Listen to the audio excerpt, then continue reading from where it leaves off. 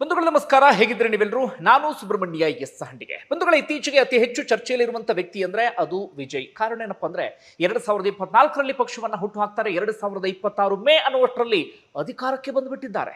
234 ಸ್ಥಾನಗಳಲ್ಲಿ 108 ಸ್ಥಾನಗಳನ್ನ ಗೆಲ್ಲೋದು ಅಂದ್ರೆ ಅದು ಸಾಮಾನ್ಯವಾದಂತಹ ಸಂಗತಿ ಅಲ್ಲವೇ ಅಲ್ಲ.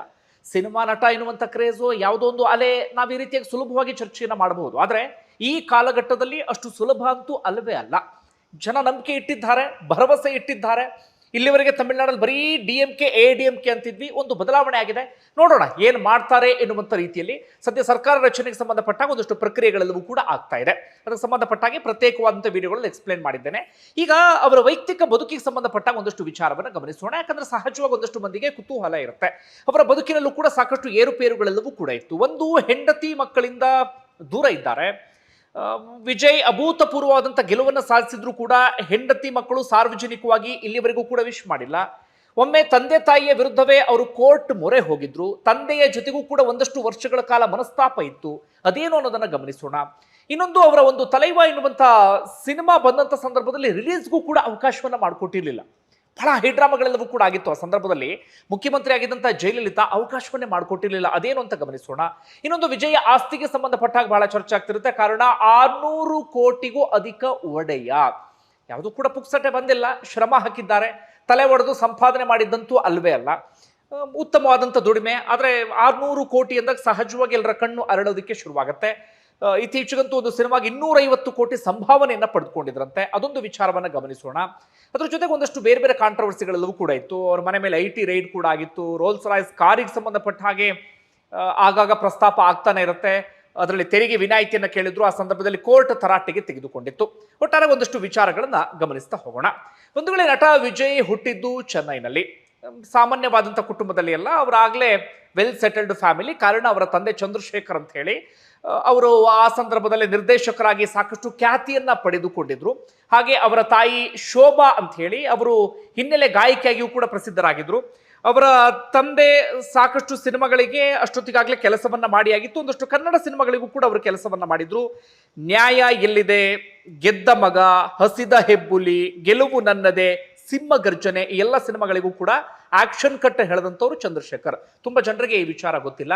ಹಾಗೆ ಅವರ ಧರ್ಮಕ್ಕೆ ಸಂಬಂಧಪಟ್ಟಾಗ ಆಗ ಚರ್ಚೆ ಆಗ್ತಿರುತ್ತಲ್ಲ. ಚಂದ್ರಶೇಖರ್ ಅವರು ಕ್ರಿಶ್ಚಿಯನ್ ಧರ್ಮಕ್ಕೆ ಸೇರಿದ್ರೆ ಶೋಭಾ ಅಂದ್ರೆ ವಿಜಯ್ ಅವರ ತಾಯಿ ಹಿಂದೂ ಧರ್ಮಕ್ಕೆ ಸೇರಿದಂಥವರು. ಇನ್ನು ವಿಜಯ್ ಆರಂಭಿಕ ದಿನಗಳಲ್ಲೇ ತಂದೆ ನಿರ್ದೇಶಕರಾದ ಕಾರಣಕ್ಕಾಗಿ ಸಿನಿಮಾ ಬಗ್ಗೆ ಆಸಕ್ತಿಯನ್ನು ತೋರ್ತಾರೆ. ವೆಟ್ರಿ ಎನ್ನುವಂಥ ಸಿನಿಮಾದಲ್ಲಿ ಬಾಲನಟನ ಕಾಣಿಸ್ಕೊಳ್ತಾರೆ. ಹೆಚ್ಚು ಕಡಿಮೆ ಅವರ ತಂದೆಯ ನಿರ್ದೇಶನದ 6-7 ಸಿನಿಮಾಗಳಲ್ಲಿ ಬಾಲನಟನಾಗಿ ನಟನೆಯನ್ನ ಮಾಡ್ತಾರೆ.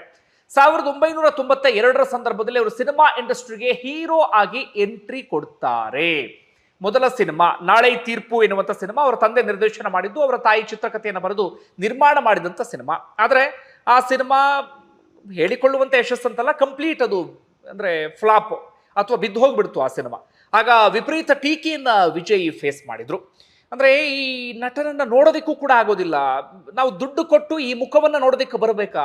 ಆಕ್ಟಿಂಗ್ ಗೊತ್ತಿಲ್ಲ, ನೋಡೋದಕ್ಕೂ ಒಂದು ರೀತಿಯಲ್ಲಿ ವಿಚಿತ್ರವಾಗಿದ್ದಾನೆ, ಈ ರೀತಿಯಾದಂಥ ಒಂದಷ್ಟು ಮಾತುಗಳು ಕೇಳಿ ಬಂದಿತ್ತು. ಒಂದು ಮ್ಯಾಗಝಿನ್ ಅಲ್ಲಿ ಅದೇ ರೀತಿಯಾಗಿ ಬರಹವೂ ಕೂಡ ಪ್ರಕಟ ಆಗಿತ್ತು. ಅದೊಂದು ರೀತಿಯಲ್ಲಿ ವಿಜಯರನ್ನ ಕುಗ್ಗಿಸಿ ಬಿಟ್ಟಿತ್ತು. ಆದ್ರೆ ಅದಾದ ಬಳಿಕ ಮತ್ತೊಮ್ಮೆ ಕಂಬ್ಯಾಕ್ ಮಾಡುವಂತ ಪ್ರಯತ್ನವನ್ನ ಪಡ್ತಾರೆ. ಸಾಲು ಸಾಲು ಸಿನಿಮಾಗಳಲ್ಲಿ ಹೀರೋ ಆಗಿ ಕಾಣಿಸ್ಕೊಳ್ತಾರೆ. ಆದ್ರೆ ಆರಂಭಿಕ ಸಿನಿಮಾಗಳೆಲ್ಲವೂ ಕೂಡ ಹಂತ ಹಂತವಾಗಿ ಸೋಲನ್ನೇ ಕಾಣ್ತಾ ಹೋಗ್ತವೆ. ಅಂತಿಮವಾಗಿ ಅವರು ಯಶಸ್ಸನ್ನ ನೋಡಿದ್ದು ಯಾವಾಗ ಅಂದ್ರೆ ಈ ಪೂವೆ ಉನಕ್ಕಾಗ ಎನ್ನುವಂಥ ಒಂದು ಸಿನಿಮಾ ಬರುತ್ತೆ. ಅದರಲ್ಲಿ ನಿಧಾನಕ್ಕೊಂದು ಯಶಸ್ಸನ್ನು ನೋಡೋದಕ್ಕೆ ಶುರು ಮಾಡ್ಕೊಳ್ತಾರೆ. ಅದಾದ ನಂತರ ಗಿಲ್ಲಿ ಸಿನಿಮಾ ಬಂತು ನೋಡಿ. ಅಪುಡಿ ಪೋಡಿ ಅಂತ ಒಂದು ಸಾಂಗ್ ಇದೆಯಲ್ಲ, ಅಪುಡಿ ಪೋಡಿ ಪೋಡಿ ಅಂತ ಬಾಯಿಗೆ ಬರ್ತಾ ಇಲ್ಲ. ಆ ಸಿನಿಮಾ ಇದೆಯಲ್ಲ ಗಿಲ್ಲಿ ಸಿನಿಮಾದ ನಂತರ ಅವ್ರು ಹಿಂತಿರುಗಿ ನೋಡಿದ್ದೇ ಇಲ್ಲ. ಗಿಲ್ಲಿ, ಪೋಕಿರಿ, ಅದಾದ ಬಳಿಕ ಇತ್ತೀಚೆಗೆ ಅಂತ ಬಂದ್ರೆ ನಾವು ಕತ್ತಿ, ಮರ್ಸಲ್, ಸರ್ಕಾರ್, ಬಿಗಿಲ್, ಲಿಯೋ, ಈಗ ಜನನಾಯಕನ್, ಹೀಗೆ ಸಾಲು ಸಾಲು ಹಿಟ್ ಸಿನಿಮಾಗಳನ್ನ ಕೊಟ್ಕೊಂಡು ಹೋದಂಥವರು ವಿಜಯ್. ಈ ಮೂಲಕ ತಮಿಳು ಜನರ ಮನಸ್ಸನ್ನ ಗೆಲ್ತಾ ಹೋಗ್ತಾರೆ.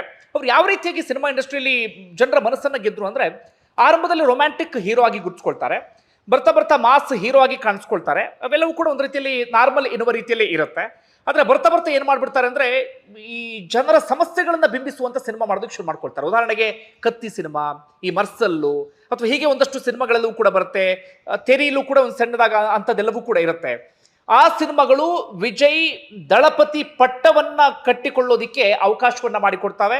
ತಮಿಳು ಜನರ ಮನಸ್ಸನ್ನ ವಿಜಯ್ ಹಂತ ಹಂತವಾಗಿ ಗೆಲ್ತು ಹೋಗ್ತಾರೆ. ಯಾವ ಹಂತಕ್ಕೆ ಅಂದ್ರೆ ರಜನಿಕಾಂತ್ ಬಿಟ್ರೆ ಸೂಪರ್ ಸ್ಟಾರ್ ಪಟ್ಟವನ್ನ ಗಿಟ್ಟಿಸಿಕೊಂಡಂತವರು ಇದೇ ವಿಜಯ್. ಈ ಮೂಲಕ ವಿಜಯ್ ಸಿನಿಮಾ ಇಂಡಸ್ಟ್ರಿಯಲ್ಲಿ ದೊಡ್ಡ ಮಟ್ಟಿಗಿನ ಯಶಸ್ಸನ್ನ ಕಾಣ್ತಾ ಹೋಗ್ತಾರೆ. ಇದು ಅವರ ಸಿನಿಮಾ ಬದುಕಿಗೆ ಸಂಬಂಧಪಟ್ಟಂತ ಒಂದಷ್ಟು ವಿಚಾರಗಳು. ಇದರ ನಡುವೆ ಅವರು ಕೇವಲ ಸಿನಿಮಾ ಇಂಡಸ್ಟ್ರಿ ಮಾತ್ರ ಅಲ್ಲ, ಅದರ ಆಚೆಗೆ ಸಾರ್ವಜನಿಕ ಜೀವನದಲ್ಲೂ ಕೂಡ ಗುರುತಿಸಿಕೊಳ್ಳುವಂತ ಪ್ರಯತ್ನವನ್ನ ಪಡ್ತಾರೆ. 2009 ಒಂದು ಫ್ಯಾನ್ಸ್ ಕ್ಲಬ್ ಅನ್ನ ಹುಟ್ಟು ಹಾಕ್ತಾರೆ. VMI ಎನ್ನುವಂತ ಫ್ಯಾನ್ಸ್ ಕ್ಲಬ್. ಆರಂಭದಲ್ಲಿ ಅದು AIADMKಗೆ ಬೆಂಬಲವನ್ನು ಕೂಡ ಕೊಟ್ಟಿತ್ತು. ಅದಾದ ನಂತರ ಅದೇ VMI ಸಂಘಟನೆಯಿಂದಲೇ ಸ್ಥಳೀಯ ಸಂಸ್ಥೆ ಚುನಾವಣೆಗೂ ಕೂಡ ಸ್ಪರ್ಧಿಸಿ ಒಂದಷ್ಟು ಮಂದಿ ಗೆಲುವನ್ನ ಸಾಧಿಸಿದ್ರು. ಈ ಮೂಲಕ ರಾಜಕೀಯಕ್ಕೆ ಆಗ್ಲಿಂದಲೇ ಅವರು ಅಡಿಪಾಯವನ್ನ ಹಾಕಿಕೊಳ್ತಾ ಇದ್ರು.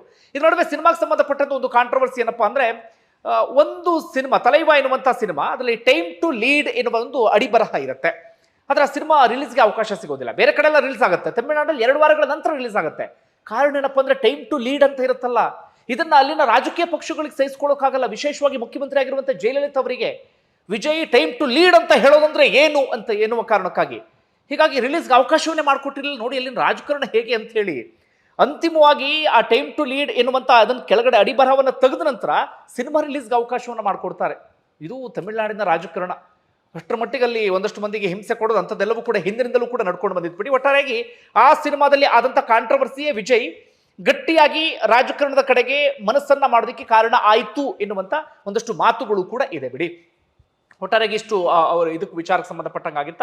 ಈಗ ಅವರ ವೈಯಕ್ತಿಕ ಬದುಕಿನ ವಿಚಾರಕ್ಕೆ ಬರೋದಾದ್ರೆ 1999ರಲ್ಲಿ ಅವರು ಮದುವೆ ಆಗಿದ್ದು. ಅವರ ಪತ್ನಿಯ ಹೆಸರು ಸಂಗೀತ ಅಂತ ಹೇಳಿ. ಅವರ ಅಭಿಮಾನಿಯನ್ನೇ ಅವರು ಪ್ರೀತಿ ಮಾಡ್ತಾರೆ. ಪರಸ್ಪರ ಪ್ರೀತಿ ಮದುವೆ ಹಂತದವರೆಗೂ ಕೂಡ ಹೋಗುತ್ತೆ. 2 ಕಡೆಗಳಲ್ಲೂ ಕೂಡ ಒಪ್ಕೊಳ್ತಾರೆ. ಅವರ ಪತ್ನಿಯ ತಂದೆ ಕೂಡ ಅವರು ಮೂಲತಃ ಶ್ರೀಲಂಕಾದವರು. ಅವರು ಕೂಡ ಬಹಳ ದೊಡ್ಡ ಉದ್ಯಮಿ ಆಗಿರ್ತಾರೆ. ಆ ಸಂದರ್ಭದಲ್ಲೇ ವಿದೇಶದಲ್ಲಿ ಅವರು ನೆಲೆಸಿರ್ತಾರೆ.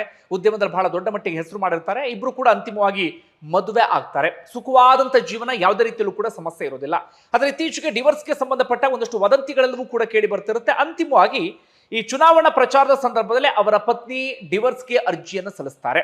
ಅವರು ಕೊಟ್ಟಂತ ಕಾರಣ ಅಂದ್ರೆ ಒಂದು ಮಾನಸಿಕ ಕಿರುಕುಳ, ಮತ್ತೊಂದು ಬೇರೆಯವರ ನಟಿಯ ಜೊತೆಗೆ ಅಫೇರ್ ಇದೆ ಎನ್ನುವಂತ ಆರೋಪವನ್ನು ಮಾಡಿರ್ತಾರೆ. ಅದಾದ ಬಳಿಕ ಯಾವ ನಟಿಯ ಹೆಸರು ಕೇಳಿ ಬಂತು ನಿಮ್ಮೆಲ್ಲರಿಗೂ ಕೂಡ ಬಹಳ ಸ್ಪಷ್ಟವಾಗಿ ಗೊತ್ತಿರುತ್ತೆ. ಈಗಲೂ ಕೂಡ ಆ ನಟಿಗೆ ಸಂಬಂಧಪಟ್ಟ ಹಾಗೆ ಬಹಳ ಚರ್ಚೆ ಆಗ್ತಾ ಇದೆ. ಒಟ್ಟಾರೆಯಾಗಿ ಅಂದಿನಿಂದ ಸಂಗೀತ ಹಾಗೆ ವಿಜಯ್ 99ರಿಂದಲೂ ಕೂಡ ಅದ್ಭುತವಾದಂಥ ಸಂಸಾರವನ್ನು ನಡೆಸ್ತಂಥವ್ರು. ಆದರೆ ವಿಜಯ್ ಹಾಗೆ ಸಂಗೀತ ಸದ್ಯ ಒಟ್ಟಿಗೆ ಇಲ್ಲ. ಡಿವೋರ್ಸ್ಗೆ ಅರ್ಜಿಯನ್ನು ಸಲ್ಲಿಸಲಾಗಿದೆ. ಆ ಪ್ರೋಸೆಸ್ ಎಲ್ಲವೂ ಕೂಡ ನಡೀತಾ ಇದೆ. ಅವರು ಸದ್ಯ ವಿದೇಶದಲ್ಲಿ ನೆಲೆಸಿದ್ದಾರೆ. ಈ ಮೂಲಕ ಪತ್ನಿಯಿಂದ ದೂರ ಇದ್ದಾರೆ. ಈ ಕಾರಣಕ್ಕಾಗಿ ಅವರ ಪತ್ನಿ ಇವರ ಯಶಸ್ಸಿಗೆ ವಿಶ್ ಅನ್ನ ಮಾಡಿಲ್ಲ.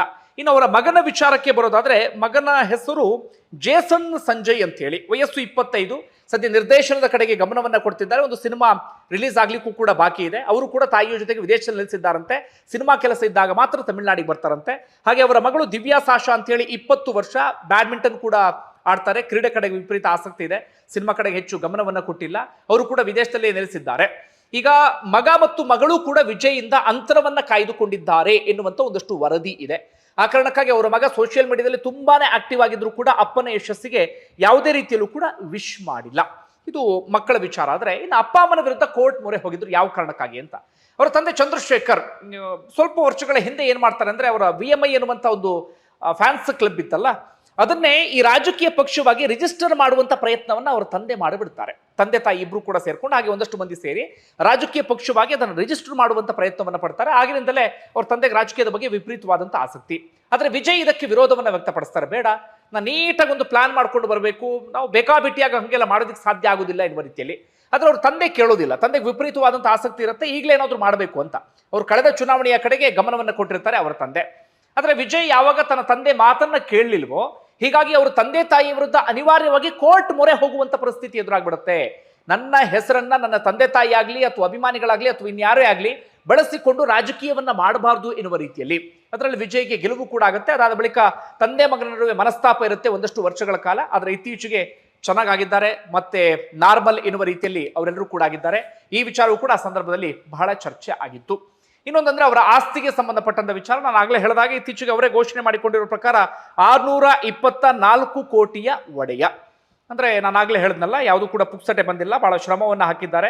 ಶ್ರಮದ ದುಡಿಮೆ ಅದು. ಒಂದೊಂದು ಸಿನಿಮಾಗೆ ಇತ್ತೀಚೆಗೆ 100-150 ಕೋಟಿ ಹಣವನ್ನ ಪಡೆದುಕೊಳ್ತಾ ಇದ್ರು. ಇತ್ತೀಚೆಗೆ ಕೊನೆಯ ಸಿನಿಮಾಗೆ, ಜನನಾಯಕನ ಸಿನಿಮಾಗೆ 275 ಕೋಟಿಯಷ್ಟು ಸಂಭಾವನೆಯನ್ನ ಪಡೆದುಕೊಂಡಿದ್ದಾರೆ ವಿಜಯ್. ಇದು ವಿಜಯ್ ವೈಯಕ್ತಿಕ ಬದುಕಿಗೆ ಸಂಬಂಧಪಟ್ಟಂತ ಒಂದಷ್ಟು ಸಂಗತಿ. ಅದರ ಆಚೆಗೆ ನಾನು ಹೇಳಿದ ಹಾಗೆ ರಾಜಕೀಯ ಅಂದಾಗ ತಕ್ಷಣಕ್ಕಂತೂ ಅವರು ಬಂದಿಲ್ಲ.